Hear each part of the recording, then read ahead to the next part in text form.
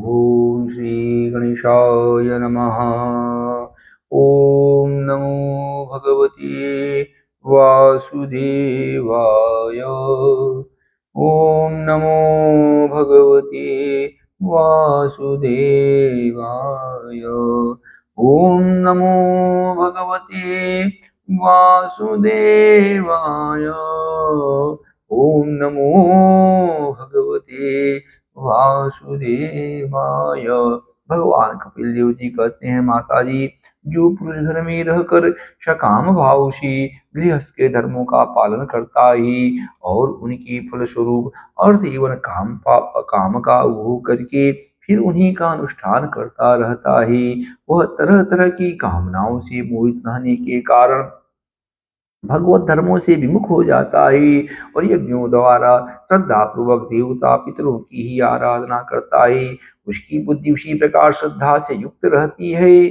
देवता और पितर ही उसके उपास्य रहते हैं, अतः वह चंद्रलोक में जाकर उनके साथ सोमपान करता है और फिर पुण्य क्षीण होने पर इसी लोक में लौट आता है। इसी लोक में जिस प्रकार प्रलय काल में शेषशाही भगवान शीर्षैया पर शयन करते हैं, उस समय सकाम गृहस्थाश्रमियों को प्राप्त होने वाली यह सब लोग भी लीन हो जाते हैं।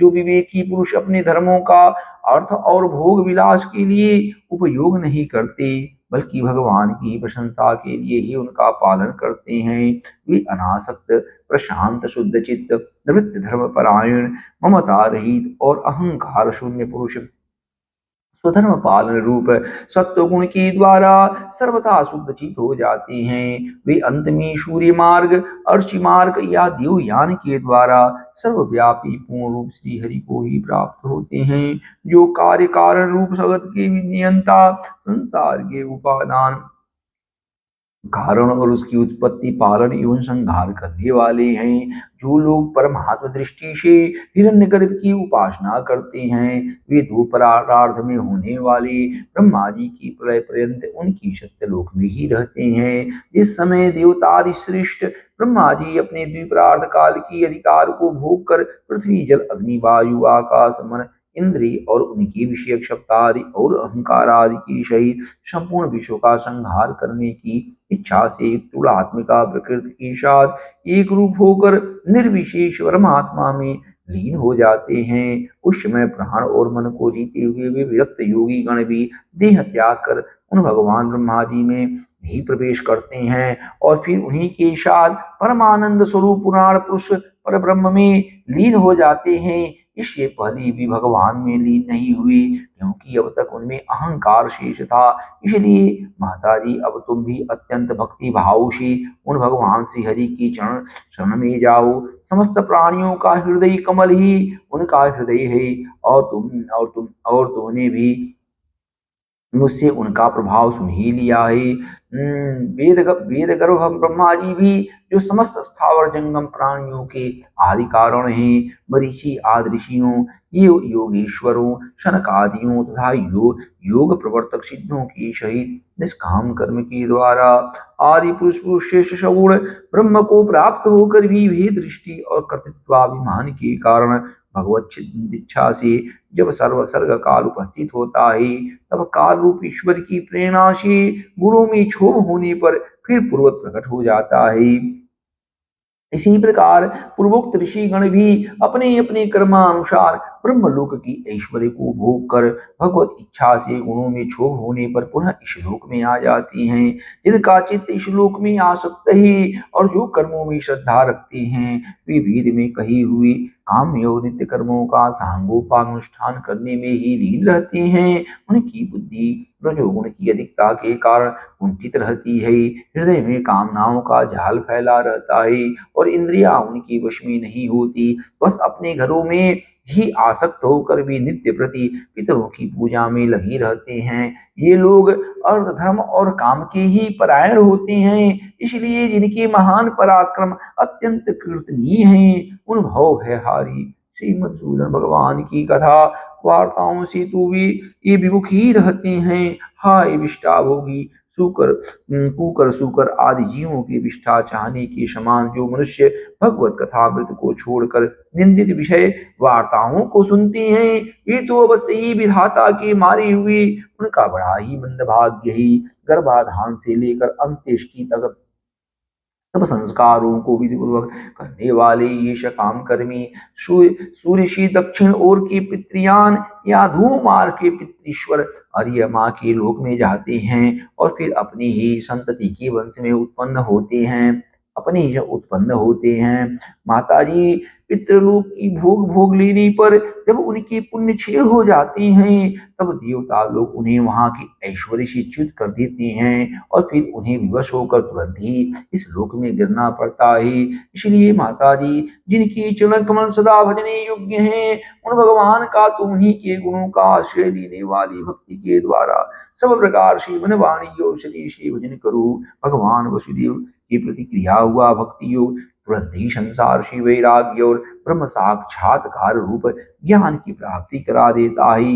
वस्तुतः सभी विषय भगवत रूप होने के कारण समान हैं। अतः जब इंद्रियों की वृत्ति के द्वारा भी भगवत भक्त का चित्त उनमें प्रिय अप्रिय रूप विषमता का अनुभव नहीं करता, सर्वत्र भगवान का ही दर्शन करता ही उसी समय वह संग रहित सब में समान रूप से स्थित त्याग और ग्रहण करने योग्य दोष और गुणों से रहित अपनी महिमा में आरूढ़ अपने आत्मा का ब्रह्म रूप से साक्षात्कार करता है। वही ज्ञान रूप है, वही ब्रह्म है, वही परमात्मा है, वही ईश्वर है, वही पुरुष है, वही एक भगवान स्वयं जीव शरीर विषयक इंद्रियों आदि अनेक रूपों में प्रतीत होता है। संपूर्ण संसार में आसक्ति का अभाव हो जाना बस यही योगियों के सब प्रकार के योग साधना का एकमात्र अभिष्ट फल है। ब्रह्म एक है, ज्ञान स्वरूप और निर्गुण है, तो भी वह ब्रह्म वृत्तियों वाली इंद्रियों के द्वारा भ्रांति व शब्द आदि धर्मों वाले भिन्न पदार्थों के रूप में भास रहा है।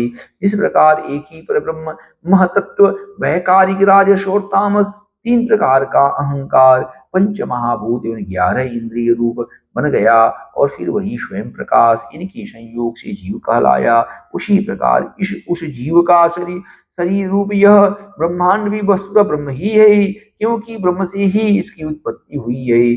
किंतु इसे ब्रह्म रूप वही देख सकता है जो श्रद्धा भक्ति और वैराग्य तथा निरंतर के योगाभ्यास के द्वारा एकाग्रचित और असंग बुद्धि हो गया है। ओम नमो भगवते वासुदेवाय। पूजनी माता जी, मैंने तुम्हें यह ब्रह्म साक्षात्कार का साधन रूप ध्यान सुनाया। इसके द्वारा प्रकृति और पुरुष के यथार्थ रूप का बोध हो जाता है।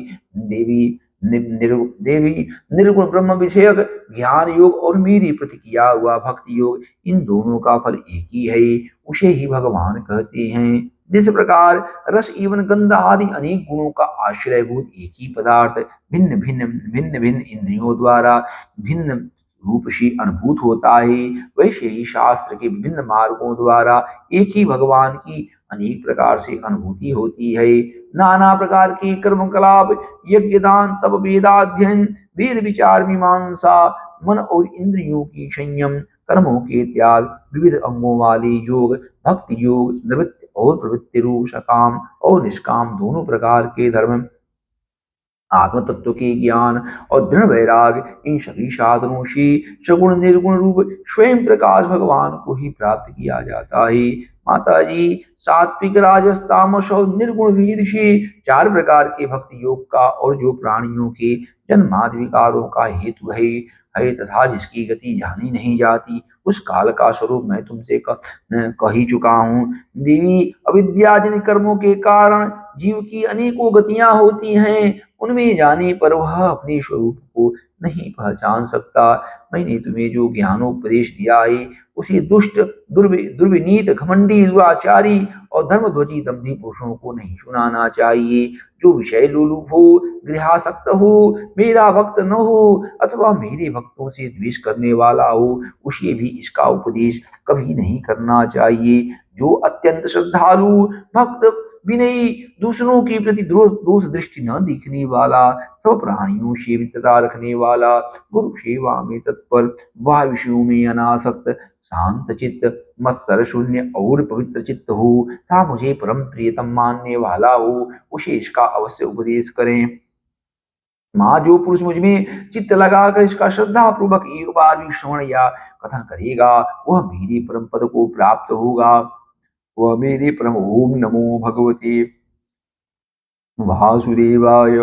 ओम नमो भगवते वासुदेवाय। श्री मैत्री जी कहते हैं, विदुर जी, श्री कपिल भगवान के ये वचन सुनकर कर्दम जी की प्रिय पत्नी माता देवती के मुंह का पर्दा फट गया और वे तत्व प्रतिपादक सांख्य शास्त्र के ज्ञान की आधार भूमि भगवान श्री कपिल जी को प्रणाम करके उनकी स्तुति करने लगी। देवती जी ने कहा, कपिल जी, ब्रह्मा जी आपके ही नाभि कमल से प्रकट हुए हैं। उन्होंने प्रलय कालीन जल में शयन करने वाले आपके पंचभूत इंद्रिय शब्द आदि विषय और मनो विग्रह का जो सत्वादि गुणों के प्रभाव से युक्त सत्य स्वरूप और कार्य एवं कारण दोनों का बीज है, ध्यान ही किया था। आप निष्क्रिय सत्य संकल्प संपूर्ण जीवों के प्रभु तथा सहस्त्रों अचिंत्य तत्वों से संपन्न है। अपनी शक्ति को गुण प्रवाह रूप से ब्रह्मादि अनंत मूर्तियों में विभक्त करके उनके द्वारा आप स्वयं भी विश्व की रचना आदि करते हैं।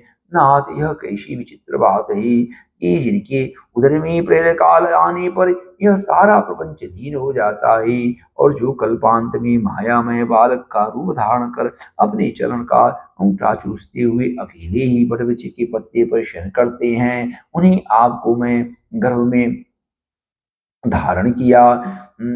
विभो, आप पापियों का दमन और अपने अपने अपने आज्ञाकारी भक्तों का अभ्युदय एवं कल्याण करने के लिए स्वेच्छा से देह धारण किया करते हैं। अतः जिस प्रकार आपकी वराह आदि अवतार हुए हैं, उसी प्रकार यह कपिला अवतार भी मोक्षों को ज्ञान मार्ग दिखाने के लिए हुआ है। भगवान, आपके नामों का श्रवण या कीर्तन करने से भूले भटके कभी कभी आपका बंधन या स्मरण करने से ही कुत्ते का मांस खाने वाले चांडाल भी सोमयाजी ब्राह्मण के समान पूजनीय हो सकता है। फिर आपका दर्शन करने से मनुष्य कृतकृत हो जाए, इसमें तो कहना ही क्या है। अहो, वह चांडाल भी इसी इसी से सर्वश्रेष्ठ है कि उसकी जीवा के अग्रभाग में आपका नाम विराजमान है। जो श्रेष्ठ पुरुष आपका नाम उच्चारण करते हैं, उन्हें तप, हवन, तीर्थ स्नान, सदाचार पालन और वेदाध्ययन सब कुछ कर दिया। कपिल देव जी, आप साक्षात परब्रह्म हैं, आप ही परम पुरुष हैं। मृत्युओं के प्रभाव को अंतर्मुख करके अंतःकरण में आपका ही चिंतन किया जाता है। आप अपने तेज से माया के कार्य गुण प्रभाव को शांत कर देते हैं, तथा आपके ही उदर में संपूर्ण वेद तत्व निहित है। ऐसी साक्षात विष्णु स्वरूप आपको मैं प्रणाम करती हूँ। मैत्री जी कहते हैं, माता की इस प्रकार स्तुति करने पर मातृवत्सल परम पुरुष भगवान कपिल देव जी ने उनसे गंभीर वाणी में कहा। कपिल देव जी ने कहा, माता जी, मैंने तुम्हें जो यह सुगम मार्ग बताया है, इसका अवलंबन करने से तुम शीघ्र ही परम पद पद प्राप्त कर लोगी। तुम मेरे इस मत में विश्वास करो। ब्रह्मवादी लोगों ने इसका सेवन किया है, इसके द्वारा तुम मेरे जन्म मरण सहित रूप को प्राप्त कर लोगी। जो लोग मेरी इस मत को नहीं जानते, वे जन्म मृत्यु के चक्कर में पड़ते हैं। मैत्रेय जी कहते हैं, इस प्रकार अपनी श्रेष्ठ आत्मज्ञान का उपदेश कर भगवान श्री कपिल देव जी अपनी ब्रह्मवादिनी जननी की अनुमति लेकर वहां से चले गए। तब देवहूति जी भी सरस्वती के मुकुट सदृश अपने आश्रम में अपने पुत्र के उपदेश किए हुए योग साधना के द्वारा योगाभ्यास करती हुई समाधि में स्थित हो गई। त्रिकाल स्नान करने से उनकी घुघराली अलकें भूरी भूरी जटाओं में परिणत हो गई, तथा चीर वस्त्रों से ढका हुआ शरीर उग्र तपस्या के कारण दुर्बल हो गया। उन्होंने प्रजापति कर्दम के तप और योग बल से प्राप्त अनुपम कार्य हस्त सुख को, जिसके लिए देवता भी तरसते थे, त्याग दिया। जिसमें दुग्ध फेन के समान स्वच्छ और सुकोमल सैया से युक्त हाथी दांत के पलंग, सुवर्ण के पात्र, सोने के सिंहासन और उन पर कोमल कोमल गद्दे बिछे हुए थे, आज इसकी स्वच्छ स्फटिक मणि और महा मरकत मणि की भीतों में रत्नों की बनी हुई रमणीय मूर्तियों की सहित मणिमय दीप जगमगा रही थी, जो फूलों से लदी हुई अनेकों दिव्य वृक्षों से सुशोभित था, जिसमें अनेक प्रकार के पक्षियों का कलरव और मत वाले भौरों का गुंजार होता रहता था। जहाँ की कमल गंध से सुवासित वावलियों में करदम जी के साथ उनका लाड़ प्यार पाकर क्रीड़ा के लिए प्रवेश करने पर उसका देवहूति का गंधर्व गण गुणगान किया करते थे और जिसके पाने के लिए इंद्राणी भी लालायित रहती थी। उस गृहोद्यान की भी ममता उन्होंने त्याग दी, किंतु पुत्र वियोग से व्याकुल होने के कारण अवश्य उनका मुख कुछ उदास हो गया।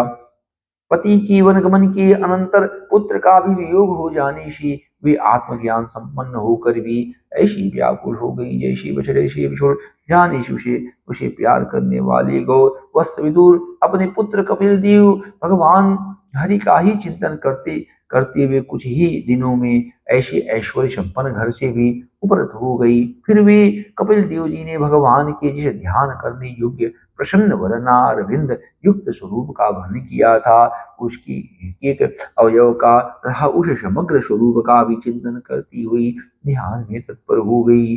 भगवत भक्ति की प्रभाव पूर्व वैराग्य और यथोचित कर्मानुष्ठान से उत्पन्न हुआ ब्रह्म साक्षात्कार कराने वाले ज्ञान द्वारा चित्त शुद्ध हो जाने पर वे उस सर्वव्यापक आत्मा के ध्यान में मग्न हो गई, जो अपने स्वरूप के प्रकाश से माया जनित आवरणों को दूर कर देता है। इस प्रकार जीव की अधिष्ठान भूत पर ब्रह्म श्री भगवान में ही बुद्धि की स्थिर हो जाने से उनका जीव भाव निवृत्त हो गया और वे समस्त क्लेशों से मुक्त होकर परमानंद में निमग्न हो गई। अब निरंतर समाधिस्थ रहने के कारण उनकी विषयों के सत्यवत की भ्रांति मिट गई और उन्हें अपने शरीर की भी सुध नहीं रही। जैसे जागे हुए पुरुष को अपने स्वप्न में देखे हुए शरीर की नहीं रहती है, उनके शरीर का पोषण भी दूसरों के द्वारा ही होता था, किंतु किसी प्रकार का मानसिक क्लेश न होने के कारण वह दुर्बल नहीं हुआ। उसका तेज और भी निखर गया और वह मैल के कारण धूम युक्त अग्नि की समान सुशोभित होने लगा। उनकी बाल बिखर गई थी और वस्त्र भी गिर गया था, तथापि निरंतर श्री भगवान में ही चित्त लगा रहने के कारण उन्हें अपने तपो योग में ही शरीर की कुछ भी शुद्धि नहीं थी, केवल प्रारब्ध ही उसकी रक्षा करता था। विदुर जी, इस प्रकार देवहूति जी ने कपिल देव जी के बताए हुए मार्ग का थोड़े ही समय में नित्य मुक्त परमात्म स्वरूप श्री भगवान को प्राप्त कर लिया।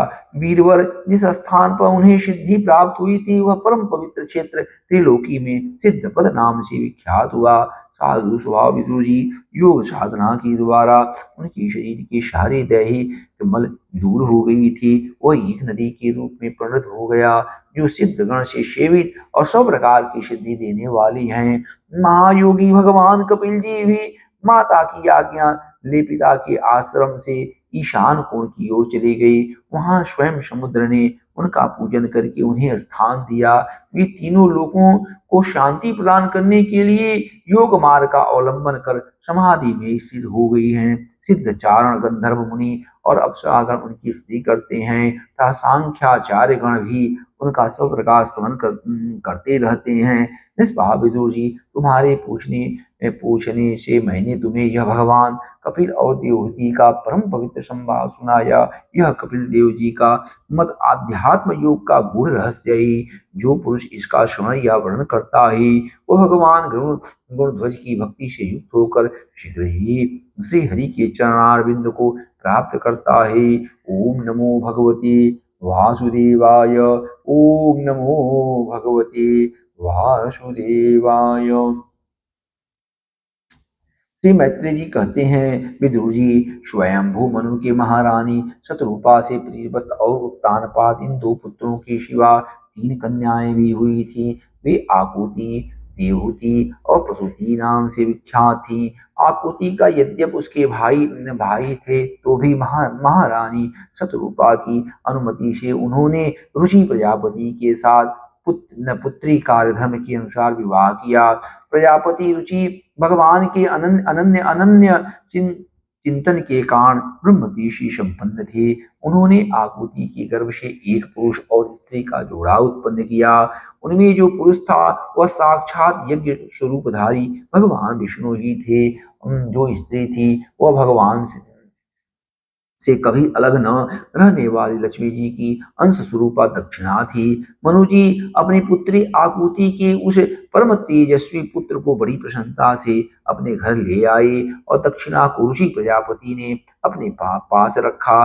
जब दक्षिणा विवाह के योग्य हुई तो उसने यज्ञ भगवान को ही पति रूप में प्राप्त करने की इच्छा की। तब भगवान यज्ञ पुरुष ने उससे विवाह किया। इससे दक्षिणा को बड़ा संतोष हुआ। भगवान ने प्रसन्न होकर उससे 12 पुत्र उत्पन्न किए। उनके नाम हैं तोष, प्रतोष, संतोष, भद्र, शांति, इडस्पति, इदम, कवि, विभु, स्वः, सुदेव और रोचन। ये ही स्वयंभू मनवंतर में तुषित नाम के देवता हुए। उस मनवंतर में मरीचि आदि सप्तर्षि थी। भगवान यज्ञ ही देवताओं के अधीश्वर इंद्र थे और महान प्रभावशाली प्रियव्रत एवं उत्तानपाद मनुपुत्र थे। वह मनवंतर उन्हीं दोनों के बेटों, पोतों और दहित्रों के वंश से छा गया। प्यारे विदुर जी, मनु जी ने अपनी दूसरी कन्या देवहूति कर्दम जी को ब्याही थी। उसके संबंध की प्राय सभी बातें तुम मुझसे सुन चुके हो। भगवान मनु ने अपनी तीसरी कन्या प्रसूति का विवाह ब्रह्मा जी के पुत्र दक्ष प्रजापति से किया था। उसकी विशाल वंश परंपरा तो सारी त्रिलोकी में फैली हुई है। मैं कर्दम जी की 9 कन्याओं जो 9 ब्रह्मर्षियों से ब्याही गई थी पहले ही वर्ण कर चुका हूँ। अब उनकी वंश परंपरा का वर्ण करता हूँ, सुनो। मरीचि ऋषि की पत्नी कर्दम जी की बेटी कला से कश्यप और पूर्णिमा नामक 2 पुत्र हुए, जिनके वंश से यह सारा जगत भरा हुआ है। शत्रुता पर विदुर जी, पूर्णिमा के विरह विरज और विश्वग नाम के 2 पुत्र तथा देवकुल्या नाम की एक कन्या हुई। यही दूसरे जन्म में भगवान श्री हरि के चरणों के धोवन से देव नदी गंगा के रूप में प्रकट हुई। अत्रि की पत्नी अनुसुईया से दत्तात्रेय, दुर्वासा और चंद्रमा नाम के 3 परम यशस्वी पुत्र हुए। यह क्रमशः भगवान विष्णु, शंकर और ब्रह्मा के अंश से उत्पन्न हुए थे। विदुर जी ने पूछा, गुरु जी कृपया यह बतलाइए कि जगत की उत्पत्ति, स्थिति और अंत करने वाले इन सर्वश्रेष्ठ देवों ने अत्रि मुनि के यहाँ क्या करने की इच्छा से अवतार लिया था। श्री मैत्री जी ने कहा, जब ब्रह्मा जी ने ब्रह्म ज्ञानियों में श्रेष्ठ महर्षि अत्रि को सृष्टि रचने के लिए आज्ञा दी, तब वे अपनी सहधर्मिणी के सहित तप करने के लिए वृक्ष नामक कुल पर्वत पर गई। वहां पलाश और अशोक के वृक्षों का एक विशाल वन था।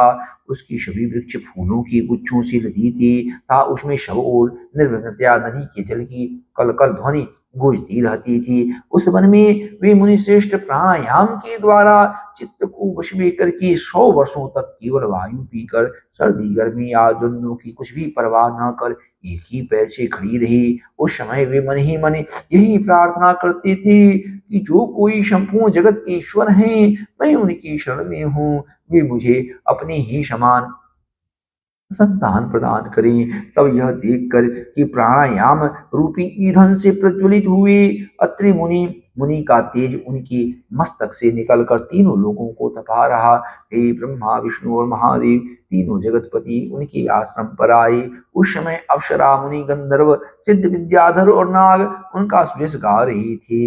उन तीनों का एक ही साथ प्रादुर्भाव होने से अत्रि मुनि का अंतःकरण प्रकाशित हो उठा। उन्होंने एक पैर से खड़े खड़े ही उन देवों को देखा और फिर पृथ्वी पर दंड के समान लौटकर प्रणाम करने के अनंतर अर्ध पुष्पादि पूजन की सामग्री हाथ में ले उनकी पूजा की। वे तीनों अपने अपने वाहन हंस, गरुड़ और बैल पर चढ़ी हुई तथा अपने कमंडलू, चक्र, त्रिशूलधारी चिन्हों से सुशोभित थे। उनकी आंखों से कृपा की वर्षा हो रही थी। उनके मुख पर मंद हास्य की रेखा थी, जिससे उनकी प्रसन्नता झलक रही थी। उनकी तीसरी चौधिया कर मुनिवर ने अपनी आंखें मूंद ली।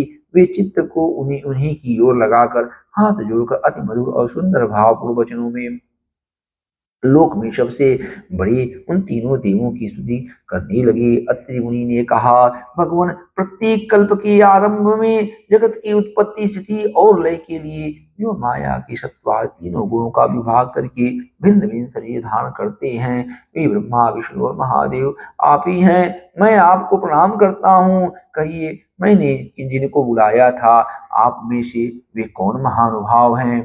वे कौन महानुभाव हैं? क्योंकि मैंने तो संतान प्राप्ति की इच्छा से केवल एक सुरेश्वर भगवान का ही चिंतन किया था। फिर आप तीनों ने यहाँ पधारने की कृपा कैसे की? आप लोगों तक तो देहधारियों के मन की भी गति नहीं है, इसलिए मुझे बड़ा आश्चर्य हो रहा है। आप लोग कृपा करके मुझे इसका रहस्य बतलाइए। श्री मैत्रेय जी कहते हैं, समर्थ विदुर जी, अत्रि मुनि के वचन सुनकर वे तीनों देव हंसे और उनसे सुमधुर वाणी में कहने लगी। देवताओं ने कहा, ब्रह्मन, तुम सत्य संकल्प हो, अतः तुमने जैसा संकल्प किया था वही होना चाहिए, उससे विपरीत कैसे हो सकता था? तुम जिस जगदीश्वर का ध्यान करते हो वे हम तीनों ही हैं। प्रिय महर्षि, तुम्हारा कल्याण हो। तुम्हारे यहाँ हमारे ही अंश स्वरूप तीन जगत विख्यात पुत्र उत्पन्न होंगे और तुम्हारे सुंदर यश का विस्तार करेंगे। उन्हें इस प्रकार अभिष्ट वर देकर तथा पति पत्नी दोनों से भली भांति पूजित होकर उनके देखते ही देखते वे तीनों सुरेश्वर अपने अपने लोकों को चली गई। ब्रह्मा जी के अंश से चंद्रमा, विष्णु के अंश से योग विद्ता दत्तात्रेय जी और महादेव जी के अंश से दुर्वासा ऋषि अत्रि के पुत्र रूप में प्रकट हुए। जब अब अंगिरा ऋषि की संतानों का वर्णन सुनो। अंगिरा की पत्नी श्रद्धा ने सीने वाली कुहुराका और अनुमति इन चार कन्याओं को जन्म दिया। इनके शिवा उनके साक्षात भगवान उतथ्य जी और ब्रह्मनिष्ठ बृहस्पति जी ये दो पुत्र भी हुए, जो स्वारोचिष मनवंतर में विख्यात हुए। पुलस्त जी ने के उनकी पत्नी हविर्भुजे महर्षि अगस्त्य और महातपस्वी विश्रवा ये दो पुत्र इनमें अगस्त्य जी दूसरे जन्म में जशराग्न हुए। विश्रवा उन्हीं के ईड विदा के गर्भ से यक्षराज कुबेर का जन्म हुआ और उनकी दूसरी पत्नी केसिनी केसिनी से रावण, कुंभकर्ण और विभीषण उत्पन्न हुए। महामती महर्षि पुलह की स्त्री परम सात्विक गति से कर्मनिष्ठ बलियान और सहिष्णु ये तीन पुत्र उत्पन्न हुए। इसी प्रकार क्रतु की पत्नी क्रिया ने ब्रह्मतीश से दीप्यमान बालखिल्यादि 60,000 ऋषियों को जन्म दिया। शत्रुतापन विदुर जी, वशिष्ठ जी की पत्नी ऊर्जा, अरुंधति से चित्रकेतु आदि 7 विशुद्ध चित्त ब्रह्मर्षियों का जन्म हुआ। उनके नाम चित्रकेतु, सुरुचि, वीरजा, मित्र, उल्वण, वसुभृद्यान और युमान थे। इनके सिवा उनकी दूसरी पत्नी से शक्ति आदि और भी कई पुत्र हुए। अथर्वा मुनि की पत्नी चित्ती ने दधीची नामक एक तपोनिष्ठ पुत्र प्राप्त किया, जिसका दूसरा नाम अश्वशिला भी था। वह भृगु के वंश का वर्णन सुनो। अब भृगु के वंश का वर्णन सुनो। महाभाग भृगु जी ने अपनी भार्या ख्याति से धाता और विधाता नामक पुत्र था स्त्री नाम की एक भगवत परायणा कन्या उत्पन्न की। मेरु ऋषि ने अपनी आयी और नियति नाम की कन्याएं क्रमशः धाता और विधाता को ब्याही। उनसे उनके मृकंड और प्राण प्राण नामक पुत्र हुए। उनमें से मृकंड के मार्कंडे और प्राण के मुनिवर वेदशिला नामक जन्म हुआ। भृगु जी के एक कवि नामक पुत्र भी थे। उनके भगवान उष्णा शुक्राचार्य हुए। विदुर जी, इन सब मुनीश्वरों ने भी संतान उत्पन्न करके सृष्टि का विस्तार किया। इस प्रकार मैंने तुम्हें यह कर्दम जी के दो हित्रों की संतान का वर्णन की सुनाया। जो पुरुष इसे श्रद्धा पूर्वक सुनता है उसके पापों को यह तत्काल नष्ट कर देता है। ब्रह्मा जी के पुत्र दक्ष प्रजापति ने मनुनंदिनी प्रसूति से विवाह किया। उससे उन्होंने सुंदर नेत्रों वाली 16 कन्याएं उत्पन्न की। भगवान दक्ष ने उनमें से 13 धर्म को, एक अग्नि को, एक समस्त पितृगणों को और एक संसार का संहार करने वाली तथा जन्म मृत्यु से छुड़ाने वाली भगवान शंकर को दी। श्रद्धा, मैत्री, दया, शांति, तुष्टि, पुष्टि, क्रिया, उन्नति, बुद्धि, मेधा, तितिक्षा, हरि और मूर्ति ये धर्म की पत्नियां हैं। इनमें से श्रद्धा ने शुभ, मैत्री ने प्रसाद, दया ने अभय, शांति ने सुख, तुष्टि ने मोद और पुष्टि ने अहंकार को जन्म दिया। क्रिया ने योग, उन्नति ने दर्प, बुद्धि ने अर्थ, मेधा ने स्मृति, तितिक्षा ने क्षेम और लज्जा ने प्रश्रय विनय नामक पुत्र उत्पन्न किया। समस्त गुणों की खान मूर्ति देवी ने नर नारायण ऋषियों को जन्म दिया।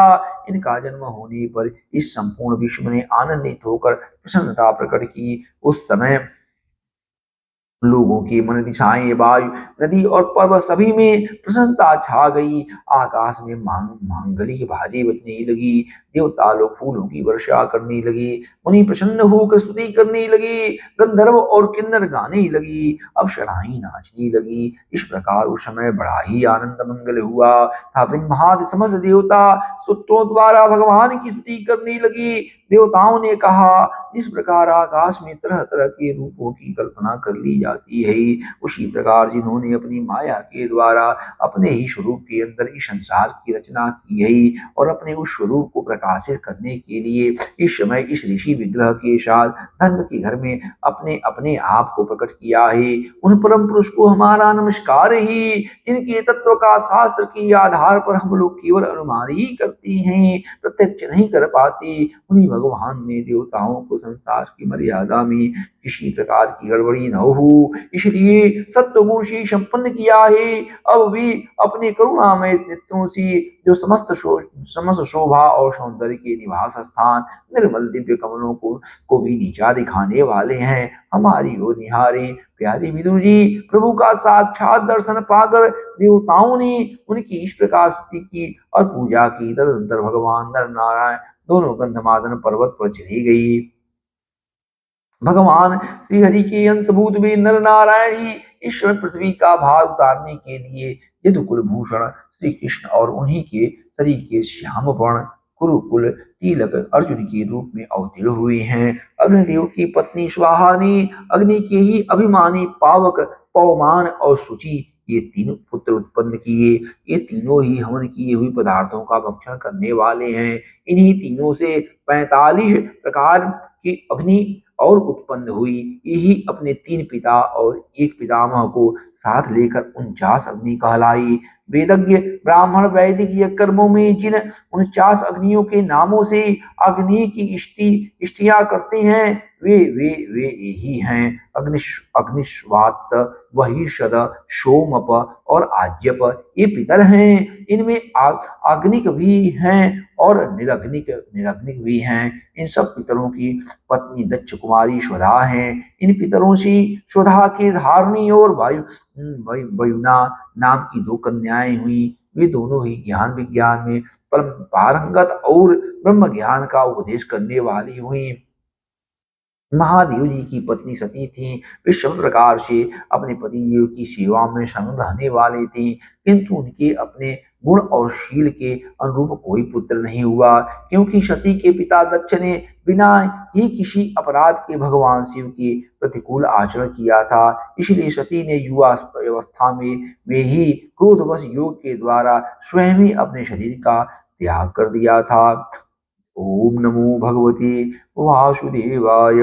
ओम नमो भगवते वासुदेव। विदुर जी ने पूछा, ब्राह्मण प्रजापति दक्ष तो अपनी लड़कियों से बहुत ही स्नेह रखते थे, फिर उन्होंने अपने कन्या सती का अनादर करके शीलवानों में सबसे श्रेष्ठ श्री महादेव जी से द्वेष क्यों किया? श्री महाद्वेष क्यों किया?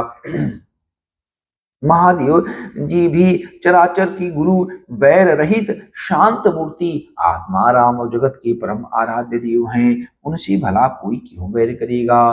भगवान उन ससुर और दामाद में इतना विद्वेष कैसे हो गया, जिसके कारण सती ने अपने दुस्तेज प्राणों तक की बलि दे दी? यह आप मुझसे कहिए। श्री मैत्रेय जी ने कहा, विदुर जी, पहले एक बार प्रजापतियों के यज्ञ में सब बड़ी बड़ी ऋषि देवता अपनी और अग्नि आदि अपनी अपनी अनुयायियों के साथ एकत्र हुई थी। उसी समय प्रजापति दक्ष ने भी उस सभा में प्रवेश किया। वे अपने तेज से सूर्य के समान प्रकाशमान थे और उस विशाल सभा भवन का अंधकार दूर किए देते थे। उन्हें आया देव ब्रह्मा जी और महादेव जी की अतिरिक्त अग्नि पर्यंत सभी सभासद उनकी तेज से प्रभावित होकर अपने अपने आसनों से उठकर खड़ी हो गई। इस प्रकार समस्त सभासदों से भली भांति सम्मान प्राप्त करके तेजस्वी दक्ष जगत पिता ब्रह्मा जी को प्रणाम कर उनकी आज्ञा से अपने आसन पर बैठ गई। परंतु महादेव जी को पहले से ही बैठा देख तथा उनसे अभ्युत्थानादि के रूप में कुछ भी आदर न पाकर दक्ष उनका यह व्यवहार सहन न कर सके।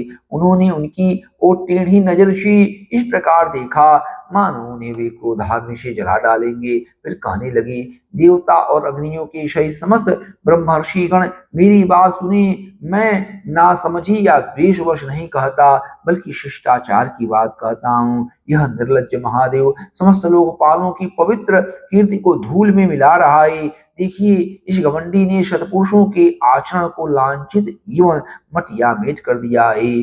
बंदर के से नेत्रों वाली इसने सत्पुरुषों के समान मेरी सावित्री शरी की मृगनयनी पवित्र कन्या का अग्नि और ब्राह्मणों के सामने पाण ग्रहण किया था। इसलिए यह एक प्रकार मेरे पुत्र की समान हो गया है। उचित तो यह था कि यह उठकर मेरा स्वागत करता, मुझे प्रणाम करता, परंतु इसने वाणी से भी मेरा सत्कार नहीं किया।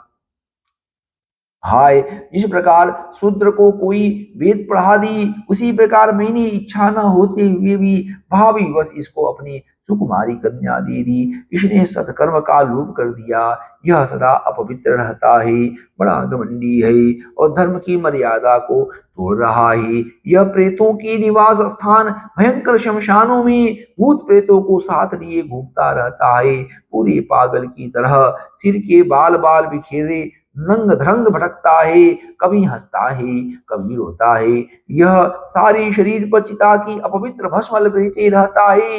गले में भूतों के पहनने योग्य नरमुंडों की माला और सारी शरीर में हड्डियों के गहने पहने रहता है। यह बस नाम भर का ही शिव है, वास्तव में है पूरा अशिव अमंगल रूप। जैसे यह स्वयं मतवाला है, वैसे ही इसे मतवाले ही प्यारे लगते हैं। भूत प्रेत प्रमथ आदि नीले तमोगुणी स्वभाव वाले जीवों का यह नेता है। अरे मैंने केवल ब्रह्मा जी के बहकावे में आकर ऐसे भूतों के सरदार, आचारहीन और दुष्ट स्वभाव वाले को अपनी भोली भाली बेटी बिहादी श्री मैत्री जी कहते हैं। विदुर जी, दक्ष ने इस प्रकार महादेव जी को बहुत कुछ बुरा भला कहा, तथापि उन्होंने इसका कोई प्रतिकार नहीं किया। वे पूर्ववत निश्चल भाव से बैठी रही। इससे दक्ष के क्रोध का पारा और भी ऊंचा चढ़ गया और वे जल हाथ में लेकर उन्हें शाप देने को तैयार हो गई। दक्ष ने कहा, यह महादेव देवताओं में बड़ा ही अधम है। अब से इसे इंद्र उपेंद्र आज देवताओं के साथ यज्ञ का भाग न मिले। उपस्थित मुख्य मुख्य सभासदों ने उन्हें बहुत मना किया, परंतु उन्होंने किसी किसी की न सुनी। महादेव जी को शाप दे ही दिया। फिर वे अत्यंत क्रोधित हो उस सभा से निकलकर अपने घर चले गई। जब भगवान श्री शंकर जी की अनुयायियों में अग्रगण्य नंदीश्वर को मालूम हुआ कि दक्ष ने शाप दिया है, तो वे क्रोध से तमतमा उठे और उन्होंने दक्ष तथा उन ब्राह्मणों को जिन्होंने दक्ष के दुर्वचनों का अनुमोदन किया था, बड़ा भयंकर शाप दिया। वे बोली, जो इस मरण धर्मा शरीर में ही अभिमान करके किसी से भी द्रोह न करने वाली भगवान शंकर से द्वेष करता है, वो अभेद बुद्धि वाला मूर्ख दक्ष तत्व ज्ञान से विमुख ही रही। यह चातुर्मास यज्ञ करने वाले को अक्षय पुण्य प्राप्त होता है। आदि अर्थवाद रूप वेद वाक्यों से मोहित एवं विवेक भ्रष्ट होकर विषय सुख की इच्छा से कपट धर्म में गृहस्थ आश्रम में आसक्त रहकर कर्म कांड में ही लगा रहता है। इसकी बुद्धि देहादि में आत्मभाव का चिंतन करने वाली है, उसके द्वारा इसने आत्म स्वरूप को भुला दिया है। यह साक्षात पशु के ही समान है, अतः अत्यंत स्त्री लंपट हो और शीघ्र ही इसका मुंह बकरे का हो जाए।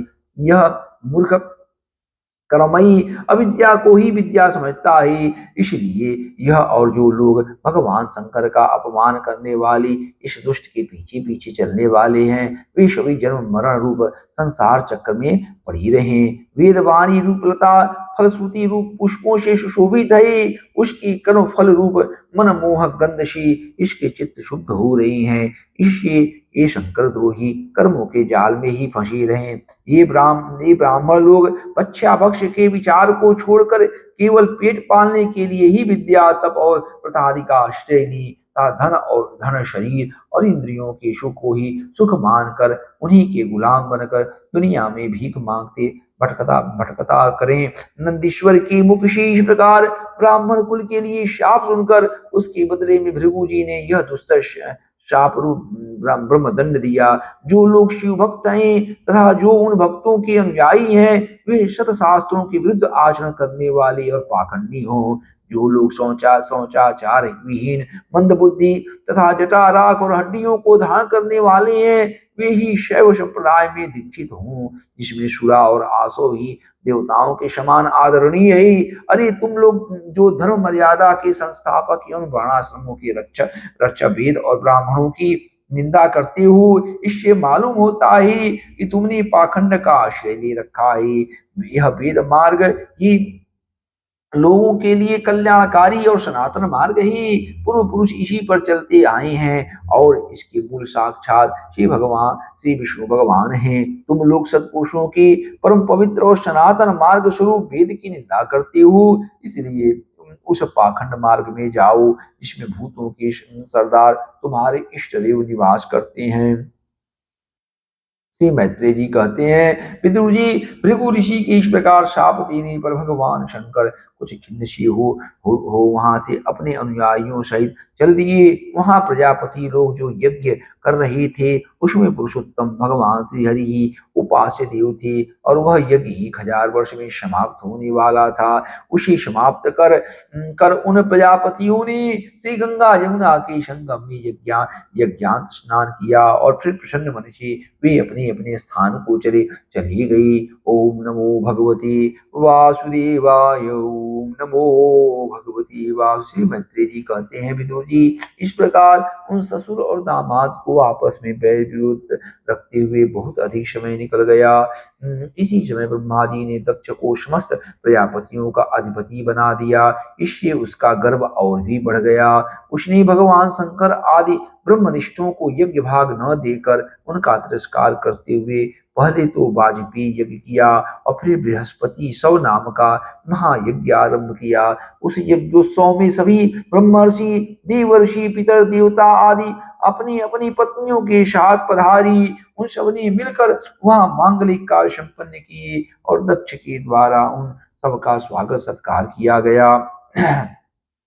उस समय आकाश मार्ग से जाते हुए देवता आपस में उस यज्ञ की चर्चा करते जाते थे। उनके मुख से दक्ष कुमारी सती ने अपने पिता के घर होने वाले यज्ञ की बात सुन ली। उन्होंने देखा कि हमारे निवास स्थान कैलाश के पास से होकर सब ओर से चंचल नेत्रों वाली गंधर्व और यक्षों की स्त्रियां चमकीले कुंडल और हार पहने खूब सज धज कर अपने अपने पत्नियों के साथ विमानों पर बैठी उस यज्ञोत्सव में जा रही हैं। इससे उन्हें भी बड़ा उत्सुकता हुई और उन्होंने अपने पति भगवान भूतनाथ से कहा। सती ने कहा, वामदेव, सुना है इस समय आपके ससुर दक्ष प्रजापति के यहाँ बड़ा भारी यज्ञोत्सव हो रहा है। देखिए ये सब देवता वहीं जा रहे हैं। यदि आपकी इच्छा हो तो हम भी चलें। इस समय अपने आत्मियों से मिलने के लिए मेरी बहनें भी अपने अपने पतियों के सहित वहां अवश्य आएंगी। मैं भी चाहती हूँ कि आपके साथ वहां जाकर माता पिता के दिए हुए गहने, कपड़े आदि उपहार स्वीकार करूं। वहां अपने पतियों से सम्मानित बहनों, मौसियों और स्नेहार्द हृदया जननी को देखने के लिए मेरा मन बहुत दिनों से उत्सुक है। कल्याण में इसके सिवा वहां महर्षियों का रचा हुआ श्रेष्ठ यज्ञ भी देखने को मिलेगा।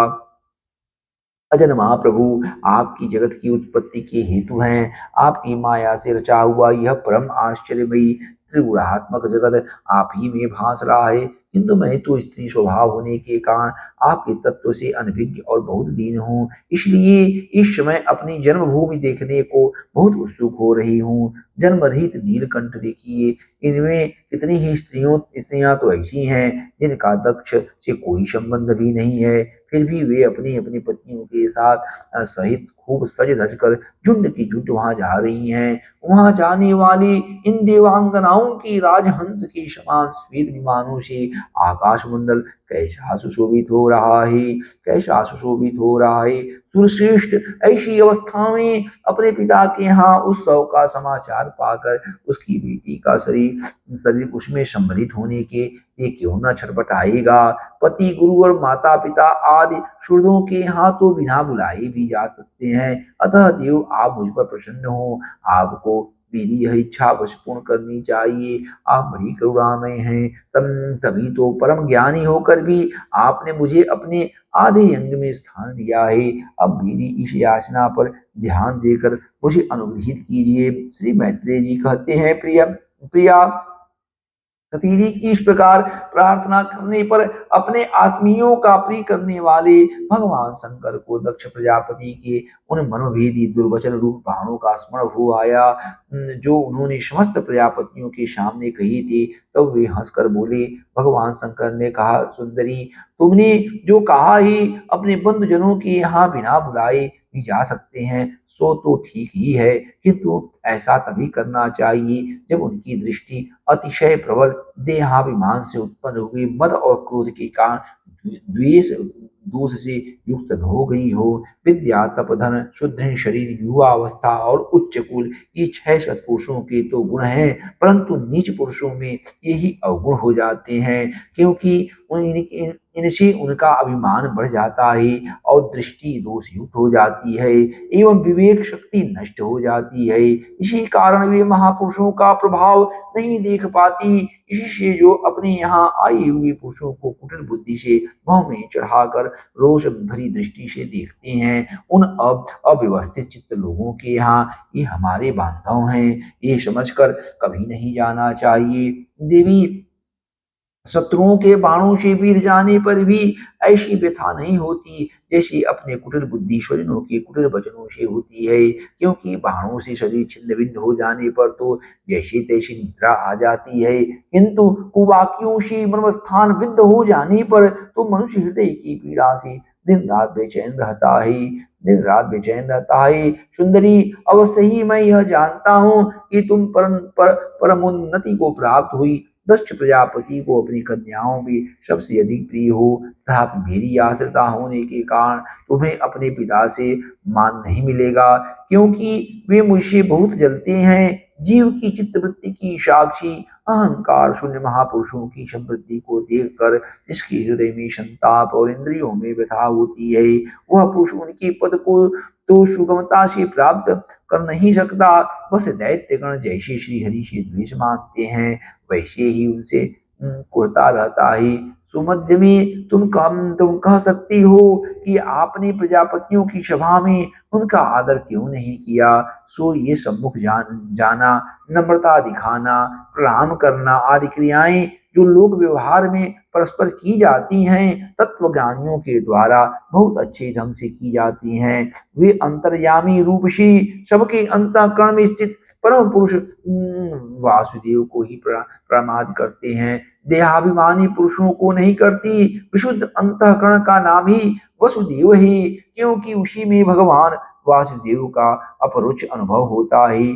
उस शुद्ध चित्त में स्थित इंद्रियातीत भगवान वासुदेव को ही मैं नमस्कार किया करता हूँ। इसलिए प्रिय, जिसने प्रजापतियों के यज्ञ में मेरे द्वारा कोई अपराध न होने पर भी मेरा कटु वाक्यों से तिरस्कार किया था, वह दक्ष यद्यपि तुम्हारे शरीर को उत्पन्न करने वाला पिता है, तो भी मेरा शत्रु होने के कारण तुम्हें उसे अथवा उसके अनुयायियों को देखने का विचार भी नहीं करना चाहिए। यदि तुम मेरी बात न मानकर वहां जाओगी तो तुम्हारे लिए अच्छा न होगा, क्योंकि जब किसी प्रतिष्ठित व्यक्ति का अपने आत्मीजनों के द्वारा अपमान होता है तो वह तत्काल उनकी मृत्यु का कारण हो जाता है। ओम नमो भगवते वासुदेवाय। ओम नमो भगवते वासुदेवाय। भगवान श्री मैत्री जी कहते हैं, विदुर जी, इतना कहकर भगवान शंकर मौन हो गई। उन्होंने देखा कि दक्ष के यहाँ जाने देने अथवा जाने से रोकने दोनों ही अवस्थाओं में सती के प्राण त्याग की संभावना है। इधर सती जी भी कभी बंधुजनों को देखने जाने की इच्छा से बाहर आती और कभी भगवान शंकर रुष्ट न हो जाएं इस शंका से फिर लौट जाती। इस प्रकार कोई एक बात निश्चित न कर सकने के कारण वे दुविधा में पड़ गई, चंचल हो गई। बंधुजनों से मिलने की इच्छा में बाधा पड़ने से वे बड़ी अनमनी हो गई। स्वजनों की स्नेहवश उनका हृदय भर आया और वे आंखों में आंसू भरकर अत्यंत व्याकुल हो रोने लगी। उनका शरीर थर थर कांपने लगा और वे अप्रतिम पुरुष भगवान शंकर की ओर इस प्रकार रोषपूर्वक दृश्य देखने लगी, मानो उन्हें भस्म कर देंगी। शोक और क्रोध ने उनके चित्त को बिल्कुल बेचैन कर दिया था। स्त्री स्वभाव के कारण उनकी बुद्धि मूढ़ हो गई। जिन्होंने प्रीतिवश उन्हें अपना आधा अंग तक दे दिया था, उन सत्पुरुषों के प्रिय भगवान शंकर को भी छोड़कर वे लंबी लंबी सांसें लेती हुई अपनी माता पिता के घर चल दी। सती को बड़ी फुर्ती से अकेली जाती थी। श्री महादेव जी के मणिमान एवं मद आदि हजारों शिव भगवान के वाहन वृषभ राज को आगे कर तथा और भी अनेकों पार्षद और यक्षों को साथ ले बड़ी तेजी से निर्भयता पूर्वक उनके पीछे हो लिए। उन्होंने सती को बैल पर सवार करा दिया था। मैना पक्षी गेंद दर्पण और कमल आदि खेल की सामग्री, श्वेत छत्र चमर और माला आदि राज चिन्ह तथा दुंदुभी शंख और बांसुरी आदि गाने बजाने की सामानों से सुसज्जित हो वे उनके साथ चल दिए। तदनंतर सती अपनी समस्त सेवकों के साथ दक्ष की यज्ञशाला में पहुंची। वहां पीत ध्वनि करती हुई ब्राह्मणों में परस्पर होड़ लग रही थी कि सबसे ऊंचे स्वर में कौन बोले। सब और ब्रह्मर्षि और देवता विराजमान थी। जहां तहां मिट्टी काठ लोही शूनी ढाब और चर्म के पात्र रखे हुए थे। वहां पहुंचने पर पिता के द्वारा सती की अवहेलना हुई। यह देख यज्ञ करता दक्ष के भय से सती की माता और बहनों के सिवा किसी भी मनुष्य ने उनका कुछ भी आदर सत्कार नहीं किया। अवश्य ही उनकी माता और बहनें बहुत प्रसन्न हुई और प्रेम से गदगद होकर उन्होंने सती जी को आदर पूर्वक गले लगाया। किंतु सती ने पिता से अपमानित होने के कारण बहनों के कुशल प्रसन्न सहित प्रेम पूर्ण वार्तालाप तथा माता और मौसियों के सम्मान पूर्वक दिए हुए उपहार और सुंदर आसन आदि को स्वीकार नहीं किया। सर्वलोकीश्वरी देवी सती का यज्ञ मंडप में तो अनादर हुआ ही था। उन्होंने यह भी देखा उस यज्ञ में भगवान शंकर के लिए कोई भाग नहीं दिया गया है और पिता दक्ष उनका बड़ा अपमान कर रहा है। इसलिए उन्हें बहुत क्रोध हुआ। ऐसा जान पड़ा था मानो वे अपनी रोष से संपूर्ण लोगों को भस्म कर देंगे। दक्ष को कर्म मार्ग के अभ्यास से बहुत घमंड हो गया था। उसे शिव जी से द्वेष करते हुए देख देख जब सती के साथ आए हुए भूत उसे मारने को तैयार हुए तो देवी सती ने उन्हें अपने तेज से रोक दिया और सब लोगों को सुनाकर पिता की निंदा करते हुए क्रोध से लड़खड़ाती हुई वाणी में कहा। देवी सती ने कहा, पिताजी, भगवान शंकर से बड़ा तो संसार में कोई भी नहीं है। वे तो सभी देहधारियों के प्रिय आत्मा हैं। उनका न कोई प्रिय है न अप्रिय, अतएव उनका किसी भी प्राणी से वैर नहीं है। वे तो सबके कारण एवं सर्वस्वरूप हैं। आपके सिवा और ऐसा कौन है जो उनसे विरोध करेगा। द्विजवर, आप जैसे लोग दूसरों के गुणों में भी दोष ही देखते हैं, किंतु कोई साधु पुरुष ऐसा नहीं करते। जो लोग दोष देखने की बात तो अलग रही, दूसरों दूसरों के घोड़े थोड़े से गुणों को भी बड़े रूप में देखना चाहते हैं, वे सबसे श्रेष्ठ हैं। खेद है कि आपने ऐसे महापुरुषों पर भी दोषारोपण ही किया जो दुष्ट मनुष्य इस स्वरूप जड़ शरीर को ही आत्मा मानते हैं। वे यदि ईर्ष्या सर्वदा ही महापुरुषों की निंदा करें, अब तो यह कोई आश्चर्य की बात नहीं है, क्योंकि महापुरुष तो उनकी इस चेष्टा पर कोई ध्यान नहीं देते, परंतु उनके चरणों की धूल उनसे उनके इस अपराध को न सहकर उनका तेज नष्ट कर देती है। अतः महापुरुषों की निंदा जैसा जघन्य कार्य उन दुष्ट पुरुषों को ही शोभा देता है, जिनका शिव यह दो अक्षरों का नाम प्रसंगवश एक बार भी मुख से निकल जाने पर मनुष्यों के समस्त पापों को तत्काल नष्ट कर देता है और जिनकी आज्ञा का कोई भी उल्लंघन नहीं कर सकता। अहो, उन्हीं पवित्र कीर्ति मंगलमय भगवान शंकर से आप द्वेष करते हैं। अवश्य ही आप अमंगल रूप हैं। अरे महापुरुषों के मन मधुर ब्रह्मानंदमय रस का पान करने की इच्छा सी जिनके चरण कमलों का निरंतर सेवन किया करते हैं और जिनके चरणारविंद सकाम पुरुषों को उनके अभिष्ट भोग भी देते हैं, उन विश्व बंधु भगवान शिव से आप बैर करते हैं। वे केवल नाम मात्र के शिव हैं। उनका विष अशिव रूप अमंगल रूप है। इस बात को आपके सिवा दूसरे कोई देवता संभवतः नहीं जानते, क्योंकि जो भगवान शिव श्मशान भूमिस्थ नरमुंडों की माला, चिता की भस्म और हड्डियां पहने जटा बिखेरे भूत पिशाचों के साथ शमशान में निवास करते हैं, उन्हीं के चरणों पर से गिरे गिरे हुए निर्माल्य को ब्रह्मा आदि देवता अपने सिर पर धारण करते हैं। यदि निरंकुश लोग धर्म मर्यादा की रक्षा करने वाले अपने पूजनीय स्वामी की निंदा करें, तो अपने में उसे दंड देने की शक्ति न होने पर कान बंद करके वहां से चला जाए, और यदि शक्ति हो तो बलपूर्वक पकड़कर उस बकवाद करने वाले अमंगल रूप दुष्ट दुष्ट जीवा को काट डाले। इस पाप को रोकने के लिए स्वयं अपने प्राण तक दे दे, यही धर्म है। आप भगवान नीलकंठ की निंदा करने वाले हैं, इसलिए आपसे उत्पन्न हुई इस शरीर को अब मैं नहीं रख सकती। यदि भूल से कोई निंदित वस्तु खा ली जाए तो उसे वमन करके निकाल देने से ही मनुष्य की शुद्धि बताई जाती है। जो महामुनि निरंतर अपने स्वरूप में ही रमण करते हैं, उनकी बुद्धि सर्वदा वेद की विधि निषेधमय वाक्यों का अनुसरण अनुसरण नहीं करती। जिस प्रकार देवता और मनुष्य की गति में भेद रहता है, उसी प्रकार ज्ञानी और अज्ञानी की स्थिति भी एक सी नहीं होती। इसलिए मनुष्यों को चाहिए कि वह अपने ही धर्म मार्ग में स्थित रहते हुए फिर दूसरों के मार्ग की निंदा न करे।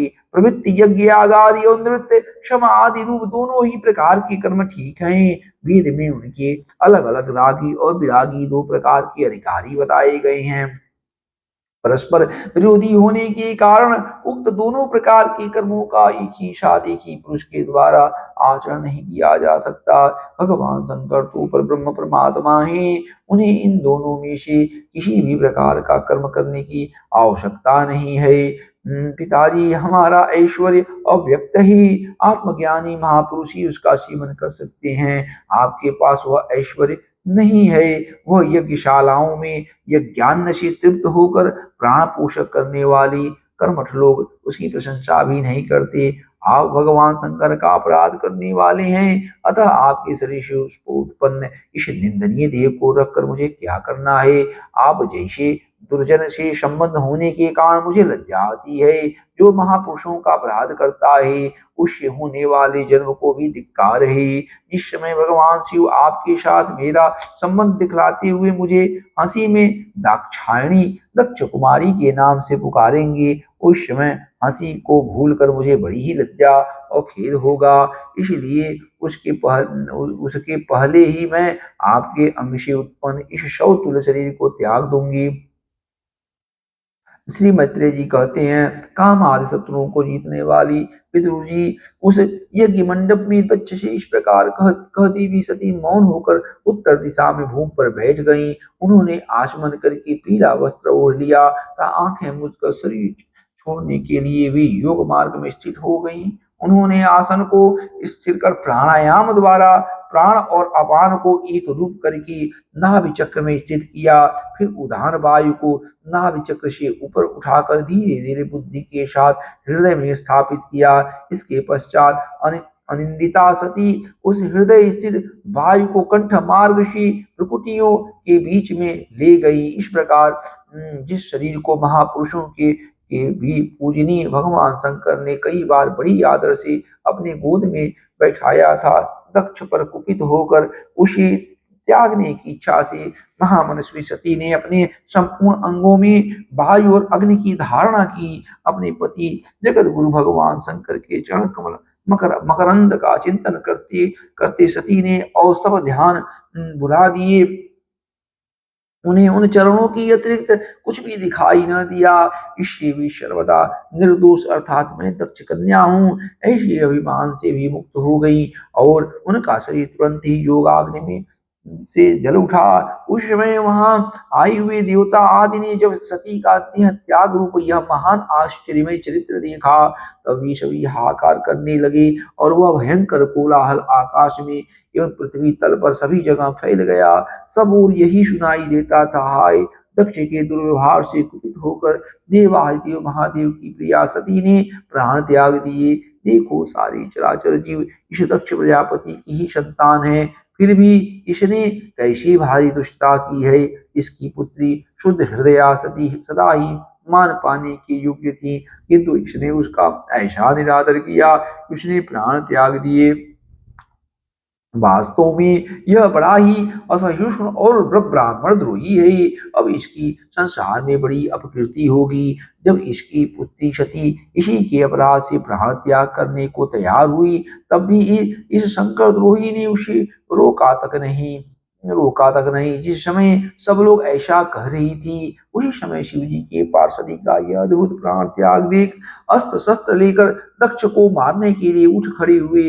उनके आक्रमण का वेग देखकर भगवान भृगु ने यज्ञ में विघ्न डालने वालों का नाश करने के लिए अपहतम रक्ष इत्यादि मंत्र का उच्चारण करते हुए दक्षिणाग्नि में आहुति दी। और भृगु ने ज्यों ही आहुति छोड़ी कि यज्ञ कुंड से रिभु नाम के हजारों तेजस्वी देवता प्रकट हो गए। इन्होंने अपने तपस्या के प्रभाव से चंद्रलोक प्राप्त किया था। उन ब्रह्म तेज संपन्न देवताओं ने जलती हुई लकड़ियों से आक्रमण किया, तो समस्त गुह्यक और प्रमथ गण इधर उधर भाग गई। ओम नमो भगवती वासुदेवाय। ओम नमो भगवती वासुदेवाय। श्री मैत्रेय जी कहते हैं, महादेव जी ने जब देवर्षि नारद जी के मुख से सुना कि अपने पिता दक्ष से अपमानित होने के कारण देवी सती ने प्राण त्याग दिया है और उसकी यज्ञ वेदी से प्रकट हुए रिभुओं ने उनके पार्षदों की सेना को मारकर भगा दिया है, तब उन्हें बड़ा ही क्रोध हुआ। उन्होंने उग्र रूप धारण कर क्रोध के मारे ओठ चबाते हुए अपनी एक जटा उखाड़ ली, जो बिजली और आग की लपट की समान दीप्त हो रही थी, और सहसा खड़े होकर बड़ी बड़ी गंभीर अट्टहास के साथ उसे पृथ्वी पर रख दिया। उससे तुरंत ही एक बड़ा भयंकर लंबा चौड़ा पुष्पबंध हुआ। उसका शरीर इतना विशाल था कि वह स्वर्ग लोक को स्पर्श कर रहा था। उसकी 1000 भुजाएं थी, मेघ की समान श्याम वर्ण था, सूर्य की समान जलते हुए 3 नेत्र थी, विकराल दाढ़ी थी और अग्नि की ज्वालाओं की समान लाल लाल जटाएं थी। उसकी गली में नरमुंडों की माला थी और हाथों में तरह तरह के अस्त्र शस्त्र थे। तरह तरह के अस्त्र से जब उसने हाथ जोड़कर पूछा, भगवान मैं क्या करूं, तो भगवान भूतनाथ ने कहा, वीर रुद्र तुम मेरा अंश है, इसलिए मेरे पार्षदों का अधिनायक बनकर तू तुरंत ही जा और दक्ष तथा उसके यज्ञ को नष्ट कर दे। प्यारे विदुर जी, जब देवादिदेव भगवान शंकर ने क्रोध में भरकर ऐसी आज्ञा दी, तब वीरभद्र उनकी परिक्रमा करके चलने को तैयार हो गई। उस समय उन्हें उन्हें ऐसा मालूम होने लगा कि मेरे वेग का सामना करने वाला संसार में कोई नहीं है मैं बड़ी सी बड़ी वीर का भी वेग सहन कर सकता हूँ। वे भयंकर सिंहनाद करती हुई एक अति कराल त्रिशूल हाथ में लेकर दक्ष के यज्ञ मंडप की ओर दौड़ी। उनका त्रिशूल संसार संहारक मृत्यु का भी संहार करने में समर्थ था। भगवान रुद्र के और भी बहुत से शिव गर्जना करते हुए उनके पीछे पीछे हो लिए। उस समय वीरभद्र के पैरों के नुपुरादि आभूषण झनक झनक बजते जाते थे।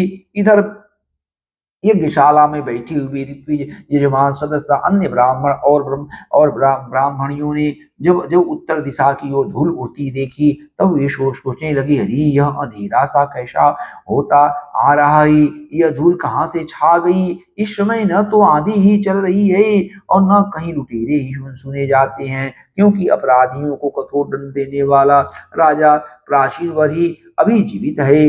अभी गौओं के आने का समय भी नहीं हुआ है, फिर यह धूल कहाँ से आई। क्या इसी समय संसार का प्रलय तो नहीं होने वाला है। तब दक्ष पत्नी प्रसूति एवं अन्य स्त्रियों ने व्याकुल होकर कहा, प्रजापति दक्ष ने अपनी सारी कन्याओं के सामने बेचारी निर्बला सती का तिरस्कार किया था। मालूम होता है यह उसी पाप का फल है, अथवा हो न हो यह संहार मूर्ति भगवान रुद्र के अनादर का ही परिणाम है। प्रलय काल उपस्थित होने पर जिस समय वे अपनी जटाजूट को बिखेर कर तथा शस्त्रास्त्रों से सुसज्जित अपनी भुजाओं को ध्वजाओं के समान फैलाकर तांडव नृत्य करते हैं, उस समय उनके त्रिशूल के फलों से दिग्गज विद जाते हैं तथा उनकी मेघ गर्जन की समान भयंकर अट्टहास से दिशाएं विदीर्ण हो जाती हैं। उस समय उनका तेज सही होता ही वे अपनी भौहें टेढ़ी करने के कारण बड़ी दुर्जर जान पड़ते हैं और उनकी विकराल दाढ़ों से तारागण अस्त व्यस्त हो जाते हैं। उन क्रोध में भरी हुई भगवान शंकर को बार बार कुपित करने वाला पुरुष साक्षात विधाता ही क्यों न हो, क्या कभी उसका कल्याण हो सकता है। जो लोग महात्मा दक्ष की यज्ञ में बैठी थी, वे भय के कारण एक दूसरे की ओर कातर दृष्टि से निहारते हुए ऐसी ही तरह तरह की बातें कर रहे थे। इतने में ही आकाश और पृथ्वी में शब सब और सहस्त्रों भयंकर होने लगी। विदुर जी इसी समय दौड़कर आए हुए रुद्र शिवकों ने उस महान यज्ञ मंडप को सब ओर से घेर लिया। वे सब तरह तरह के अस्त्र शस्त्र लिए हुए थे। उनमें कोई भूनी, कोई भूरे रंग के, कोई पीले और कोई मगर के समान पेट और मुख वाले थे। उनमें से किन्हीं किन्हीं ने प्रांगवश यज्ञशाला के पूर्व और पश्चिम के खंभों के बीच में आड़े रखे हुए डंडे को तोड़ डाला। किन्हीं ने यज्ञशाला के पश्चिम की ओर स्थित पत्नीशाला को नष्ट कर दिया। किन्हीं ने यज्ञशाला के सामने का सभा मंडप और मंडप के आगे उत्तर की ओर स्थित अग्निशाला को तोड़ दिया। किन्हीं ने यजमान गृह और पाकशाला को तहस नहस कर डाला। किन्हीं ने यज्ञ के पात्र फोड़ दिए, किन्हीं ने अग्नियों को बुझा दिया, किन्हीं ने यज्ञ कुंडों में पेशाब कर दिया और किन्हीं ने बेदी बेदी की सीमा के सूत्रों को तोड़ डाला। कोई कोई मुनियों को तंग करने लगा, कोई स्त्रियों को डराने धमकाने लगी और किन्हीं ने अपने पास होकर भागते हुए देवताओं को पकड़ लिया। मणिमान ने भृगु ऋषि को बांध लिया। वीरभद्र ने प्रजापति दक्ष को कैद कर लिया तथा चंडीश ने पूषा को और नंदीश्वर ने भग देवता को पकड़ लिया। भगवान शंकर की पार्षदों की यह भयंकर लीला देखकर उनके कंकड़ पत्थरों की मार से बहुत तंग आकर वहां जितने ऋत्विक सदस्य और देवता लोग थे, सबके सब जहां तहां भाग गई। भृगु जी हाथ में शुआ लिए हवन कर रहे थे। वीरभद्र ने इनकी दाढ़ी मूछ नोच ली, क्योंकि इन्होंने प्रजापतियों की सभा में मूछें ऐंठते हुए महादेव जी का उपहास किया था। उन्होंने क्रोध में भरकर भग देवता को पृथ्वी पर पटक दिया और उनकी आंखें निकाल ली, क्योंकि जब दक्ष देव सभा में श्री महादेव जी को बुरा भला कहते हुए शाप दे रहे थे, उस समय इन्होंने दक्ष को सैन्य देकर उकसाया था। इसके पश्चात जैसे अनिरुद्ध के विवाह के समय बलराम जी ने कलिंग राज के दांत उखाड़े थे, उसी प्रकार उन्होंने उषा के दांत तोड़ दिए, क्योंकि जब दक्ष ने महादेव जी को गालियां दी थी, उस समय ये दांत दिखाकर हंसे थे। फिर वे दक्ष की छाती पर बैठकर एक तीर तलवार से उसका सिर काटने लगे, परंतु बहुत प्रयत्न करने पर भी वे उस समय उसे धड़ से अलग न कर सके। जब किसी भी प्रकार से अस्त्र शस्त्रों से दक्ष की त्वचा नहीं कटी, तब वीरभद्र को बड़ा आश्चर्य हुआ और वे बहुत देर तक विचार करते रहे। तब उन्होंने यज्ञ मंडप में यज्ञ पशुओं को जिस प्रकार मारा जाता है, उसे देखकर उसी प्रकार दक्ष रूप उस यजमान पशु का सिर धड़ से अलग कर दिया। यह देखकर भूत प्रेत और पिशाचादि तो उनके उनके इस कर्म की प्रशंसा करते हुए वाह वाह कहने लगे और दक्ष के दलवालों में हाहाकार मच गया। वीरभद्र ने अत्यंत कुपित होकर दक्ष के सिर को यज्ञ की दक्षिणाग्नि में डाल दिया और उस यज्ञशाला में आग लगाकर यज्ञ को विध्वंस करके वे कैलाश पर्वत को लौट गई। ओम नमो भगवते वासुदेवाय। ओम नमः शिवाय। ओम नमः शिवाय। ओम नमः शिवाय। हर हर बम बम शिव शिव शिव शिव शिव शिव शिव शिव। ओम नमः शिवाय।